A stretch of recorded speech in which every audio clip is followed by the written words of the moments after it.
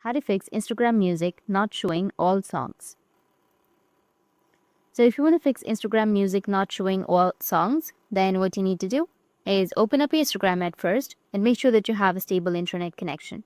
Once you have your stable internet connection, now you need to go with your story.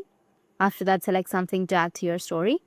Now go with music, which is on the top right. Try searching for an artist. Like, for example, I'll go with an artist right here.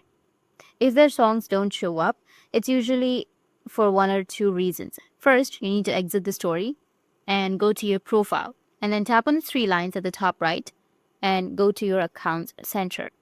Then under account center, you'll have sharing across profiles. Tap on it.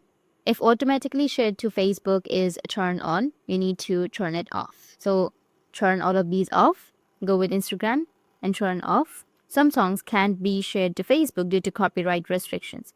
The second one is you need to go back to your settings and scroll down to creator tools and controls, which is right here for professionals. Tap on it, then choose switch account type and switch to a personal account.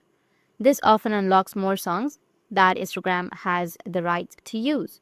Just remember, even with these changes, not every song in the world would be available due to copyright restrictions.